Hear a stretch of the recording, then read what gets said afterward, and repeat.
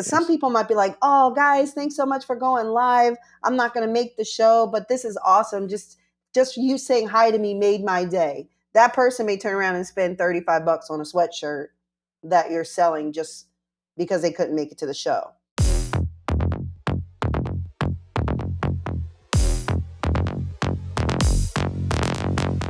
Welcome to another episode of The Vana Room. And my co host Monique is here as well. What's up? Unfortunately, Rob is not going to make it today. He is working on a big announcement that we will hopefully be able to share here very shortly. If not, it's already been announced by the time you're listening to this episode. So it's just going to be Monique and I, and we're going to be talking about live performances and all of the stuff that it takes to get ready, prepared, and also talking about the kind of state of where live music is at right now. So before we jump in, Mo, how was your weekend?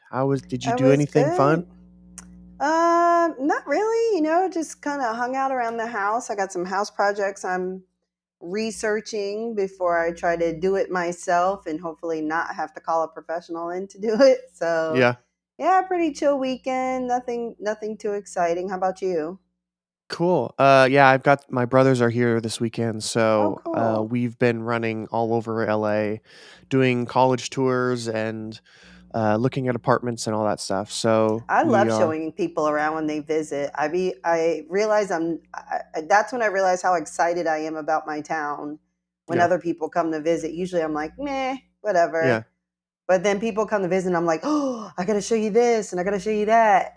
yeah. It's kind of like look at all the stuff we can do here versus where you can do it in your hometown. Right. We have more to do here and cooler stuff to do versus what you guys have in your hometown. Yeah. But yeah, it's been really fun. So the topic of today's show is live performance and music Mhm. and all that stuff. So coming live music is coming back. So before we jump in, are you going to see any live shows or have you seen any live shows recently? Yeah. So I recently went to a festival, which festivals are a huge part of the comeback right now. I went to a reggae festival, which was super cool. And I Mm, gotta say, it was very well done. The promoters really thought of everything. I can't imagine what the cost for this uh, two no was it 3 days? It was 3 days. It was Friday, Saturday, Sunday. It was a 3 day wow. festival. So I can't imagine what it costs to put this festival on, but I gotta give major kudos to the promoters and the organizers of this festival. Very well done, spread out. Um, I hope the performers, which is one of the things we're going to talk about. The performers were all started right when the schedule said they were supposed to start. Wow. So if somebody was supposed to start at 1:30, first drum beat happened at 1:30, like, or they were coming out on the microphone. So it was awesome.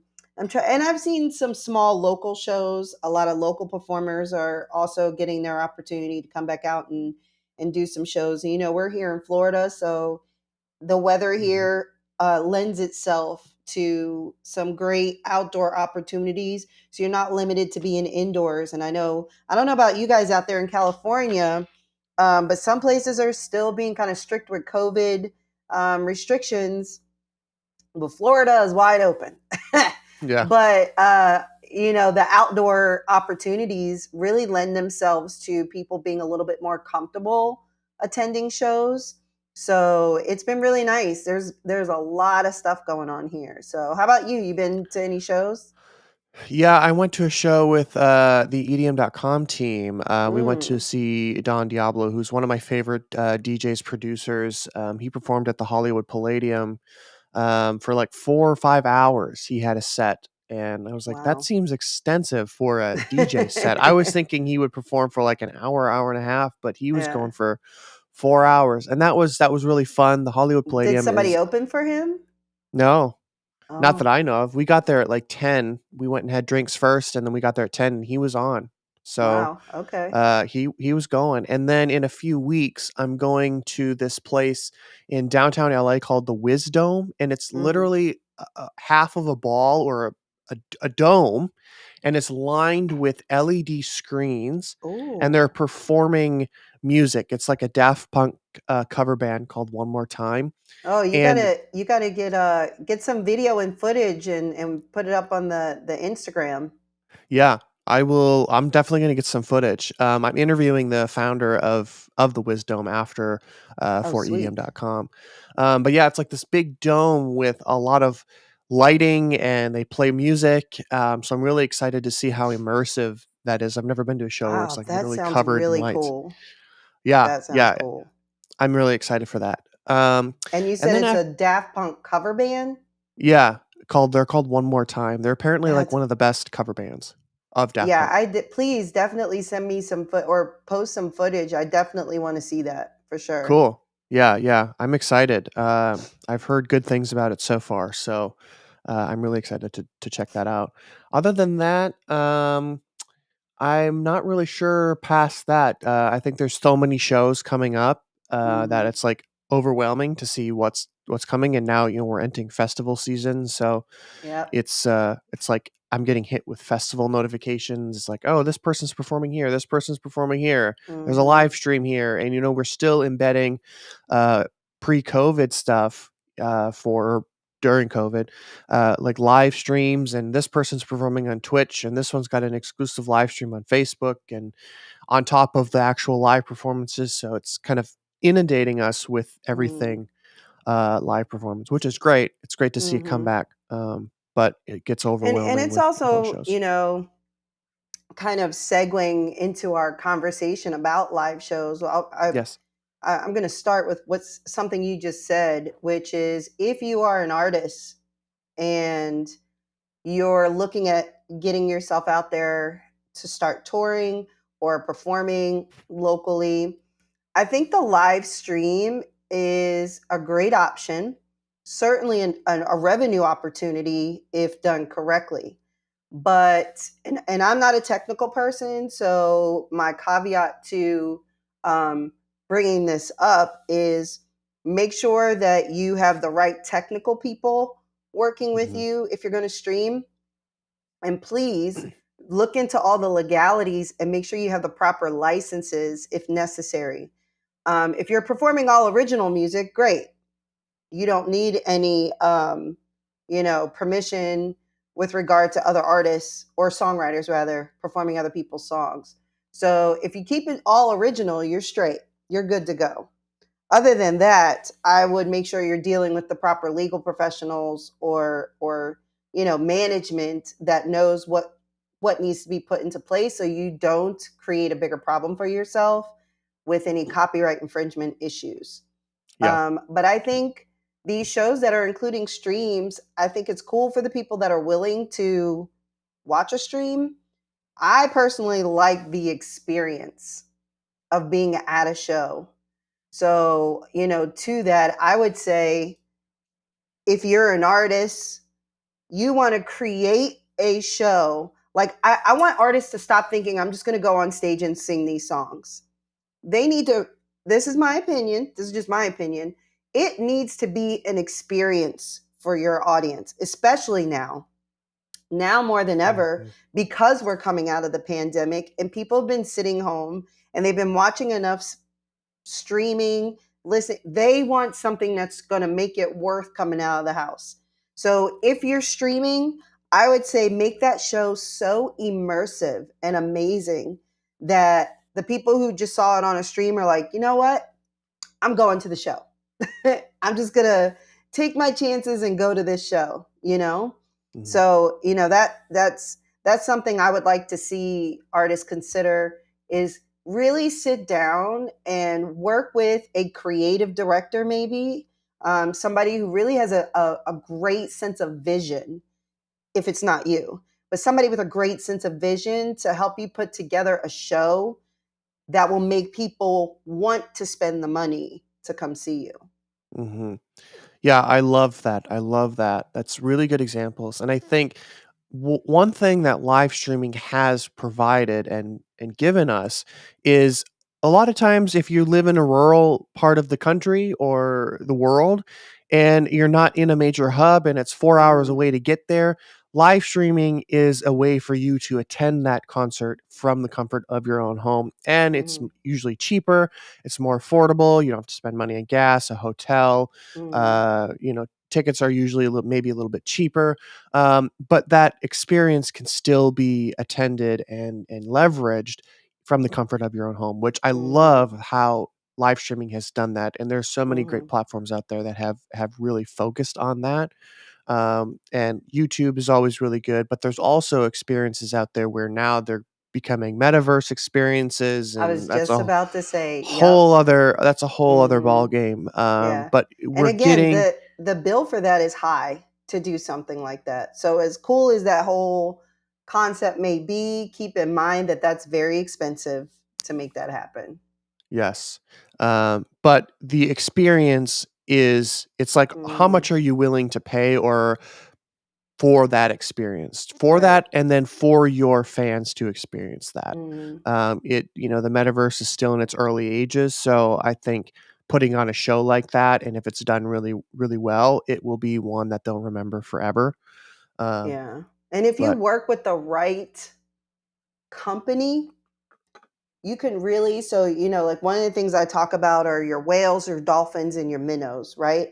Your hmm, whales are your fan base that's going to spend, they don't care, they're going to spend whatever, they're going to travel. Those are your whales. Then you have the dolphins, which are people that are like, I could take it or leave it, I'd like to go. If they offer something that makes it worth me checking it out, I'll go. And then the minnows are the people that are like, nah, tickets are too expensive. I'll wait for it to come out on DVD or, on Netflix or something like that. So what I suggest, if you can get on a bill with another artist, but if it's just you, this is going to cost a lot of money, which I have on my notes here to talk about budgeting for a show as well. Um, for your whales that are willing to spend money, offer a VIP experience with some incentives. And then if you do a virtual option like Lennon's talking about, then make that experience also worth that money for them, because this we're talking about people who are going to have access to Oculus, or if you can partner with a venue that has the virtual real or the virtual reality goggles, and they show your, like what Meg the Stallion's doing, where she has it at different venues, and then they'll be wearing the glasses there to see it.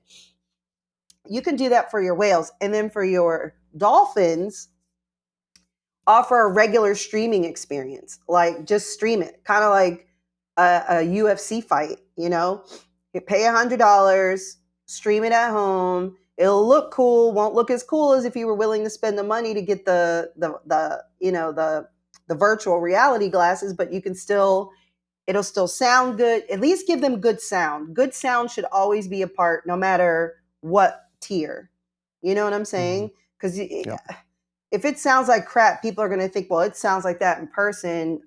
Likely, I'm not going to spend the money. And then, the minnows, you just got to hope that you're not banking on the minnows, but some of the minnows may just, they may, like I said, they may just wait for it to come out on Netflix or something. yeah.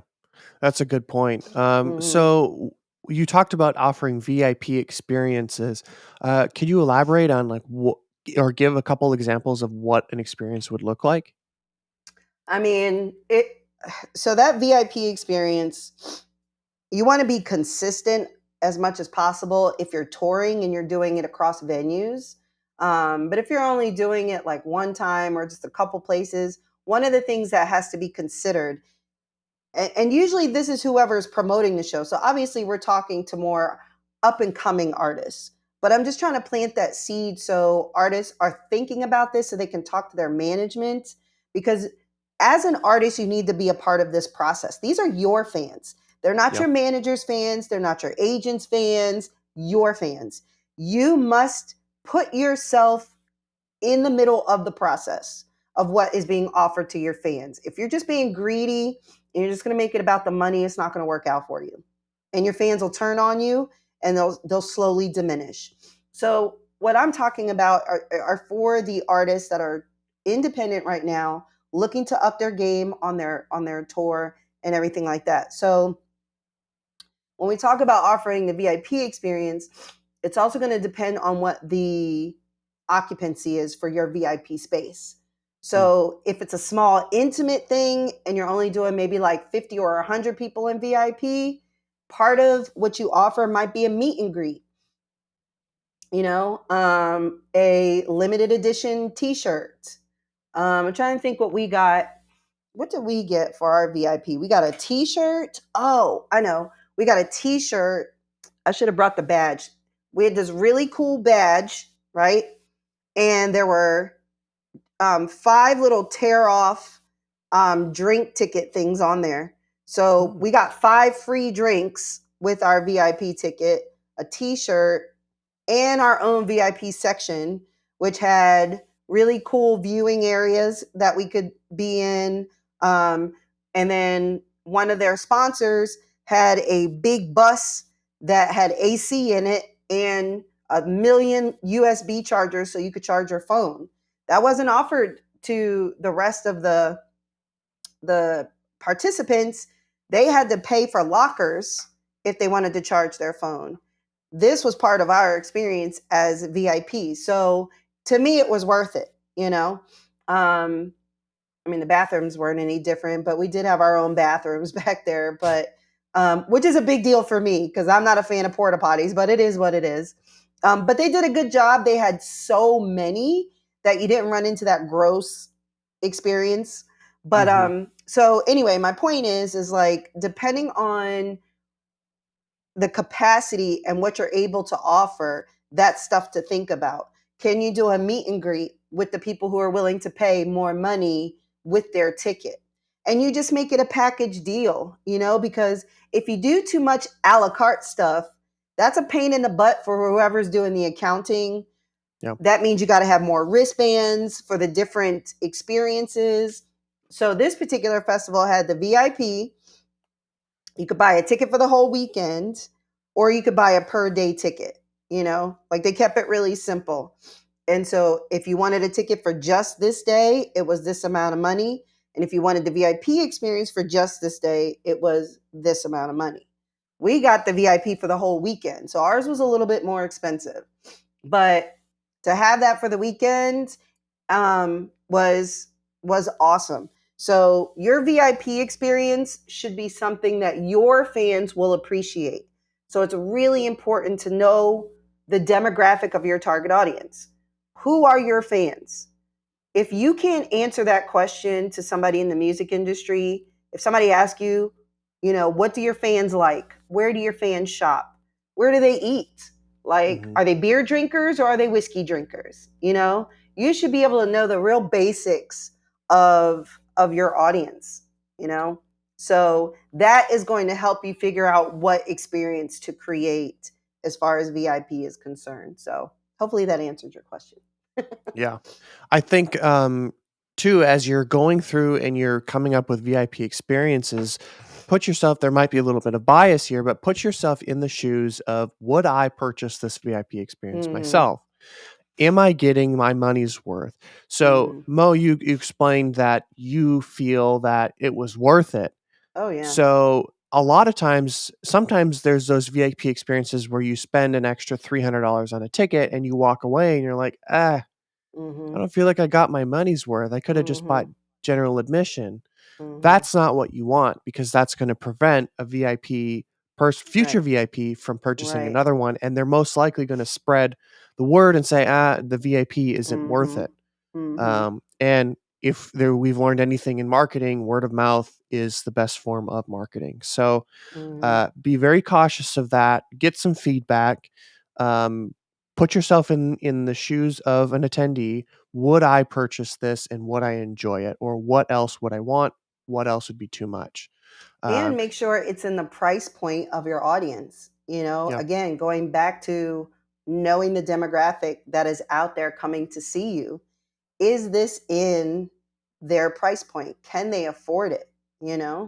That's something that really, because going to shows, even though shows are coming back, going to shows is not cheap. Like, No. especially if you're doing a tour and your locations are pretty spread out. People have to book hotels. Depending on where it's at, they're probably paying for parking. And I can definitely tell you, even though I was happy we got the VIP ticket, food and drinks were not cheap. Like, those 5 free drinks was cool.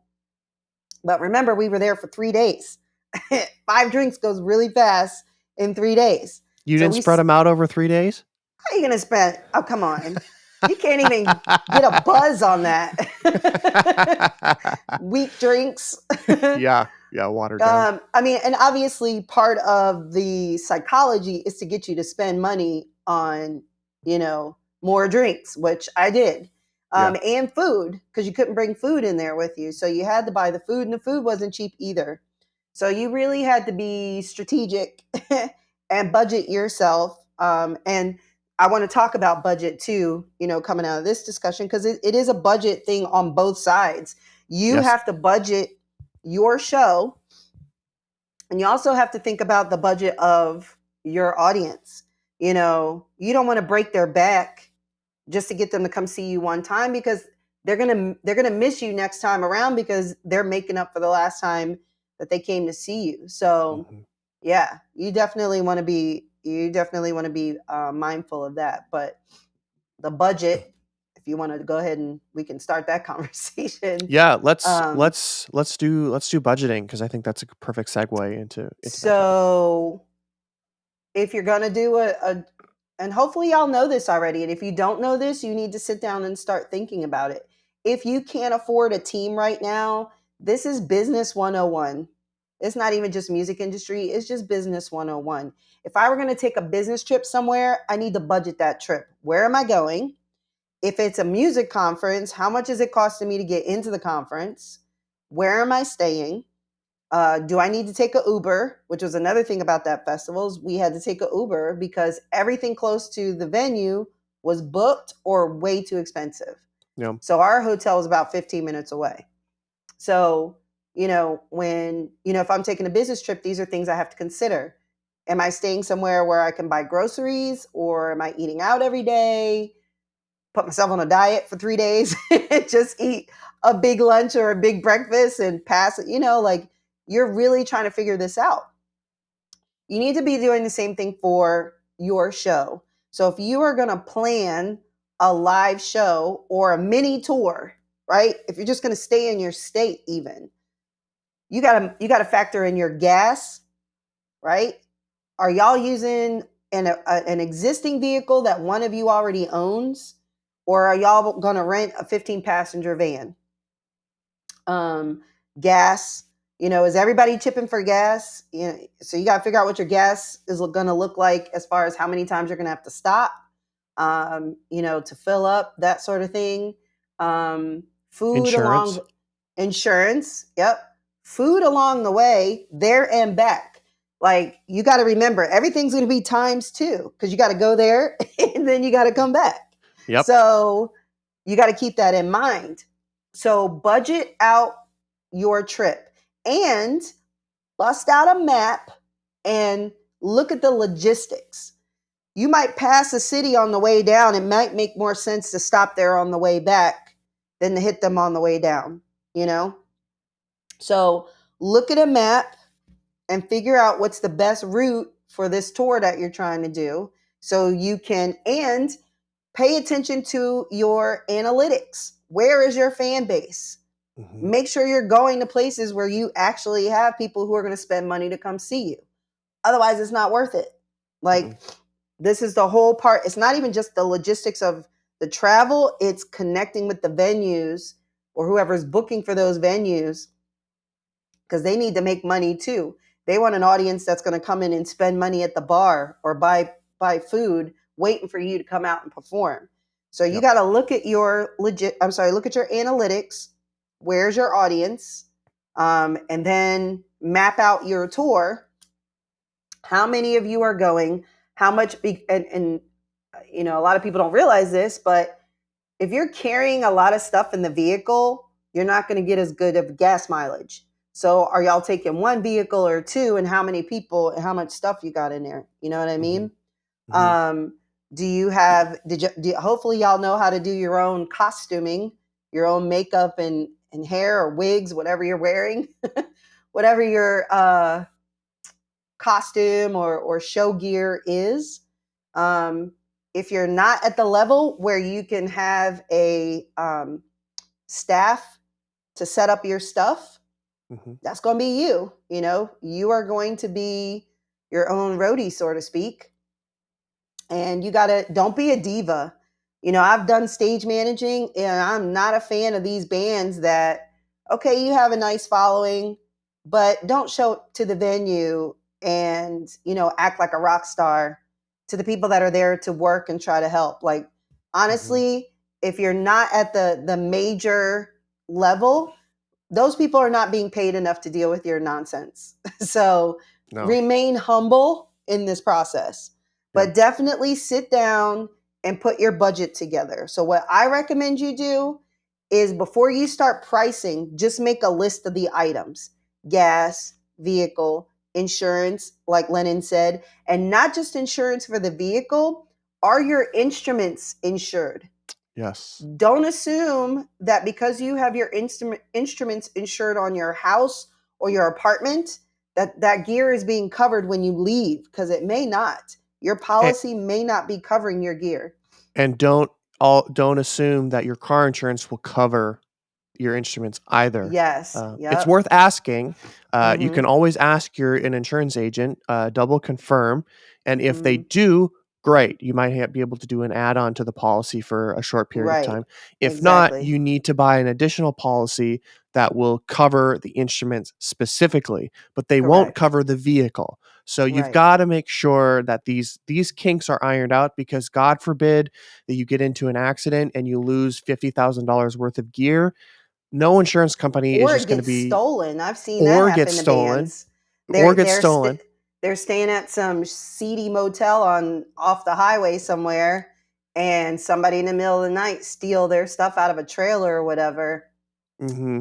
I've And seen I've seen bands like beg their fans to help them get instruments for a show. yeah, It's sad, yeah, you know. and no insurance. We've all dealt with insurance companies. We know they will fight tooth and nail to not pay anything. Mhm. So always, always, always have your ducks in a row, especially when it comes to Mhm. insurance. Don't mess with your livelihood, your car, and your Mhm. instruments. And if you can, what are those? I forgot what those little hot gun things are called. Not hot guns, but you know where you can etch serial numbers on stuff, or you know what I'm talking about. They used to make us Oh, do this when we went to college. They were like, "Oh, make sure you get the serial number for your TV and your stereo."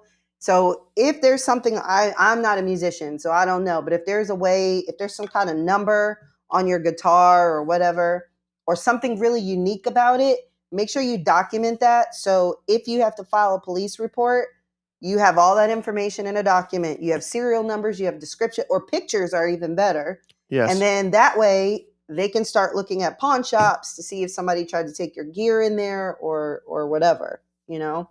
Yep. But you know, definitely just make a list of everything. So you should have a budget so you can figure out how much this tour is going to cost you, which, by the way, knowing how much it's going to cost you also gives you an opportunity to approach potential sponsors so Yep. you can get money from sponsors to help you pay for your tour. So, and do this in advance. That way they can get the signage that's fair, you know, get them on a banner or something, you know, tour sponsored by yada yada company. So this is stuff that needs to be planned in advance. Don't try to plan a tour last minute and think, oh, we'll get some money for it. No, not going to happen. You know, different companies do budgets at different times. You might need a couple different sponsors. So Hmm. try to get your budget done. Say, all right, we need 10 grand to make this tour happen. The goal is to make that money back in people buying tickets and your merch. Don't forget about your merch. Put your merch on your Yep. budget too. You got Yep. to make sure you have some merch. Even if they can buy it online, please make sure you order some merch to take with you. Never let an audience member leave empty handed, because you could have made a new fan at that show and now they got nothing. maybe Yep. a couple pictures or some videos, but they don't have anything really to hold on to that moment of that show for you. Another thing I will say that needs to be on your budget, I tell my students this too, if you're aspiring artists, uh, put on your budget and get a point of sale system. Mm, Get the credit card swipe, get an iPad, like something that you can use when people come to buy your merch. Because going, oh, well, we have Cash App or PayPal. Let me tell you something. What we're not going to do is stand there and wait till we can find you on Cash App or PayPal to send you money. The time it takes to do that, you just lost 3 more sales because nobody wants to wait. And you mhm, got to stand there, hold the merch. Don't ever turn the merch over until you get the money. So have a cash option. So have a little cash box, which should be on your budget because you're going to need a bank, which means you got to go in there with a minimum $200 cash so you can make change. So that's an expense. Put it on your budget. But you should have a cash option. Go ahead and have your PayPal option. If I were you, I would do a QR code that they can scan so they can access it much quicker. And then your, hey, who's paying with a credit card? Come to this line over here. Swipe, gotcha, done. Swipe, gotcha, done. You will see a big difference in what you sell in merch if you're prepared. mhm. So that budget, there's a lot of things that belong on that budget. So, and then one last thing I would say to have on the budget is miscellaneous money for things that you just aren't expecting. So, God forbid you get a flat tire. Hopefully, Mm, y'all got money to pull into, a Walmart auto place and get that tire changed so you can keep going. Because if mhm. y'all are just busted broke and you're trying to make it to the next city with no money, you pray for the goodness of a good Samaritan to come bail y'all out. That's all I gotta say. Yeah. Yeah, that's really good information, especially on the budget. Um, yeah. So I wanna go back just a little bit, Hmm. and you mentioned the analytics, know who your fans are. Right. For somebody who's like, "Well, how do I know who my fans are?" I've been releasing music for 3 years, for example. I have 50,000 followers on Spotify, and I sell out local areas. I can fill a coffee shop and maybe a small venue in my local area, but how do I know who these people are? A good place to start is go onto your Spotify for artists. Log in there. Where are they listening to? What Hmm. songs are they listening to? You can go on your social media, your Instagram page, your Twitter page. Look at the analytics. Where are these people coming from? What types of posts are they engaging with? What stories are they Hmm. engaging with? Hmm. Um, I don't know if Instagram shows this or other social media shows this. What other accounts are they following, or what other interests are they interested in? Hmm. And now, if you're running ads like on Google or Facebook or YouTube or wherever, those are going to have very in-depth analytics as well. Because for example, with Facebook ads, you can really hyper target. I want people who are this age group, who live in this area, who are interested in these artists and also these hobbies. So those people, you can see those analytics there. And then after you've gathered 3 to 6 months of data from running ads, you can gather like, okay, my ads did really well in New York and they didn't do so well in Miami. They also did pretty well out in Northern California, but they also didn't do very well in the Midwest. So that gives you really good points if you're going to go on tour to maybe go, okay, I want to go to New York. I'm going to skip Miami and I'm going to do like mid San Francisco, Northern California tour. So maybe those are your two hotspots right now. And then from there on, you can just branch out and continue to grow.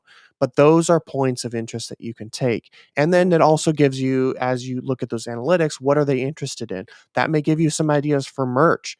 That may give you some Hmm. ideas for VIP experiences. So keep Hmm. those in mind. Always, always, always be looking and listening and taking notes, even when you're out and about at your day job or you're out getting a coffee or out grocery shopping. Take note of like, oh, this would be a really cool merch idea or this would be a really cool experience. Jot it down and always keep notes of those things because you're going to come to And a band meeting and be like, oh, I forgot what that mhm. was. And really what Lennon is hitting on, which is another aspect of your tour aspirations, is the marketing. You Okay. need all this to market, and you can't rely on the promoter that's booking the tour for you. You need to do your part too as the band. Um, Hopefully, you negotiated a good deal with whoever the promoter is for your show. If it's a different promoter for each city, that's a pain in the butt, but make it work. Make sure you have somebody on the tour with you that is accounting, somebody that from your team to make sure that you're not getting ripped off at the show. But what Lennon is really, kind of touching on is the marketing. You got to make sure you know as much about your audience as possible so you can market to the right people in the right place at the right time so they show up for the show, or at the very least buy some merch. Hmm. So that the marketing is a big deal of that. And I was saying you can't rely on the promoter.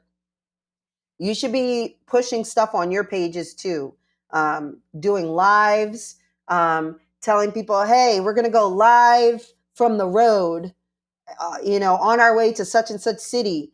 Hit us up in our inbox and we'll say hi to you directly. And then you guys can really see the engagement for the area that you're going to. Now people feel like they're in touch with you, and that's a beautiful feeling. Because some Yes. people might be like, oh, guys, thanks so much for going live. I'm not going to make the show, but this is awesome. Just you saying hi to me made my day. That person may turn around and spend $35 on a sweatshirt that you're selling just because they couldn't make it to the show. Hmm. So, and that affects your marketing, right? Because now you may gain more followers. It's definitely going, and the algorithms, as wicked as they are on social media, that's going to, help boost your page with, all the algorithms that are used on social media. So, Hmm. yeah, definitely do your do your do your homework. Don't Yeah. be an ignorant participant in the music industry. This is the music business, y'all. At the end of the day, it's a business. Hmm. Period. Exactly. You know. I love the point that you had too of if you're driving, you've got 3 hours to kill. Go live on Twitter. You can say, "Hey, Yeah. I'm doing an Ask Me Anything." Go live on Twitter, Instagram, Facebook, whatever, and people are being able to ask you questions.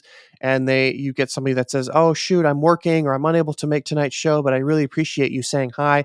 May go around and buy a T-shirt or a sweatshirt, and they'll remember that experience for the rest of their lives. Every time they look at that Mm, shirt, they're going to remember exactly why they bought it.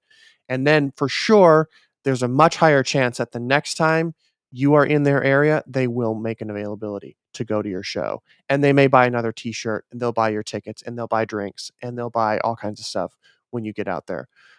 So building a loyal fan base is going to be absolutely key yeah. in getting and filling venues and festivals and all that stuff. And take advantage of I call them open opportunities. A lot of people miss opportunities to market. So I know a lot of you don't have a lot of money, and I understand that. But that's why you budget. Even as a band, you guys should be budgeting, because you have things like trademark registrations you have to do and copyright registrations that y'all should be budgeting for. But part of that should be maybe one of those like magnetic things you put on the side of the truck or the car, and make sure you have a QR code on there to your website. So when you stop at a rest stop or you're driving down the road, people are like, oh, look at that. What's this band? These people may start streaming your music while they're in the car driving, right? Now you're gaining a little bit of a royalty from your stream while you're on your way to a show. And those people may be like, oh, I actually like this band. Where are they going to be? Oh, cool. They're going to be the next town over, y'all. Let's get tickets and go. You know what I mean? Like, that's an opportunity just driving down the road. Yep. So don't just be like, oh, we're just going to get in this car and we're just going to go. And from point A to point B is a marketing opportunity. From point Absolutely. A to point B is an opportunity for you to network, build your fan base, as something as simple as a little bit of marketing on your vehicle. Wrapping a vehicle is very expensive. That can be in like the thousands of dollars. So if y'all aren't earning that kind of money to spend on that kind of marketing, then just see how much a magnet costs for the side put with your band name and a QR code on it, and then let people get curious and just scan the QR code, you know? Mm-hmm. And I'll say one other thing. This is a little bit of marketing / PR. Please remember, you are always representing your band or your management or whatever. Mm-hmm. So be mindful of your attitude. You might be tired from being on the road, but if somebody's excited to see you, suck it up for a minute. And if you're eating and somebody comes over, you can just be like, hey, thank you so much. Let me just finish my food. I promise I'll come over and talk to you as soon as we're done. You don't have to be nasty, you know. And I understand, you know, I've worked with some major artists and I've seen them backstage and they're just like, they just want to be normal people. I get it. And, you know, they don't want to be on all the time. That's Yeah. understandable. But as an Mm-hmm. up and coming artist, that's a small sacrifice you're going to have to make. You don't have to give everybody full access to you, but if you're trying to build your brand and you're trying to build your name, you know, those authentic one-off moments with potential fans is a big deal. So just try to be, you know, I don't know what the word is I'm looking for, but you know, just kind of be ready, be Be willing authentic. to just take that moment to potentially make somebody's day. Yeah. You might look I like a rock star. I also want to mention that you never know who you're going to meet or who these people are. That's true. Or who If they s- know. or who they know. So I've Mm-hmm. had it come up. I've met people and turns around and it says, "Oh, this guy's actually like a VP over at RCA Records." I'm like, "Oh, Mm-hmm. crap, what did I say to them? Did I make a good first impression?" Mm-hmm. So those are the types of things to keep in mind. Always treat an interaction like you're meeting somebody who you need to meet, like a Absolutely. VP of RCA Records or Absolutely. the CEO of Columbia Records. Mm-hmm. They may know the CEO, and if they hear that you're kind of a snob and you're acting out and you were very rude to them, that's going to Mm-hmm. travel, and they're going to be, Absolutely. oh, I don't want to work with them. Yep. So just keep that in mind with regardless if you're meeting a teenager, an adult, a grandparent, all ages.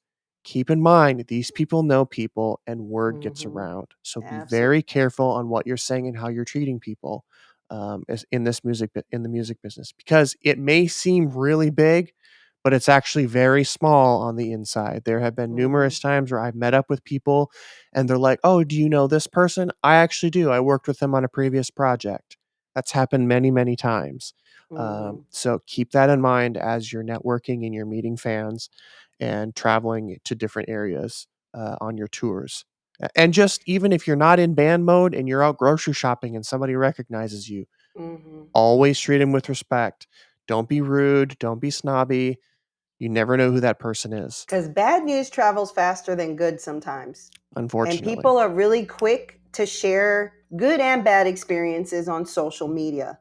And y'all know people will share posts and trying to fix your you know, your public relations, your brand is very difficult. So don't take those moments for granted. Yes, you want to be left alone. Sometimes if you just give somebody a smile, a wink, and a nod, and you just keep moving, they'll get the message and be like, oh, you know what? I should probably leave that person alone.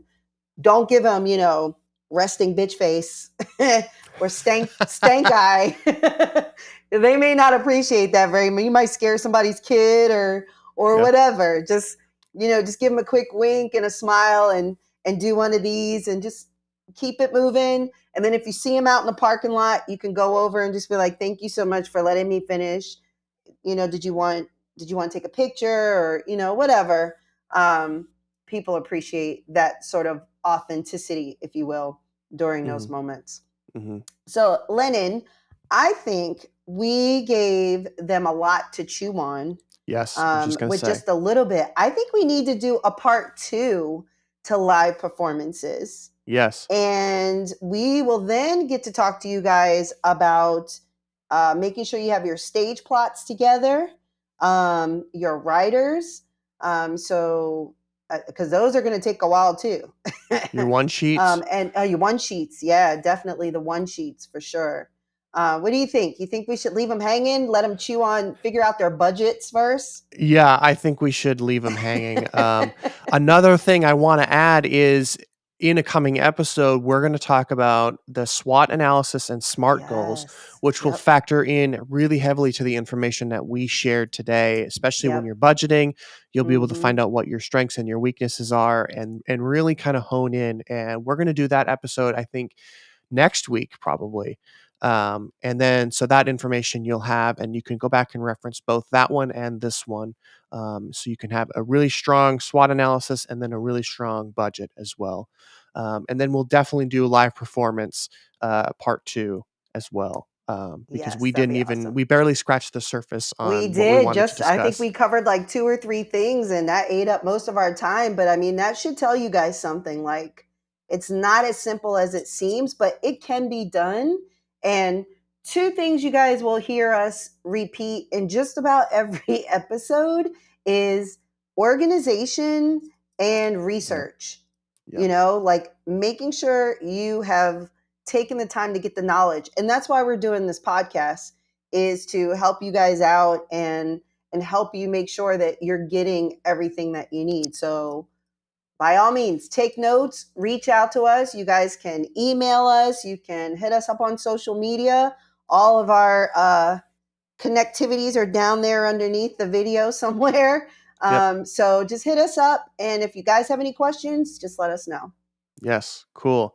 Well, thanks for tuning in, everybody, and we'll see you next week on the Vonna Room. See you later. Bye.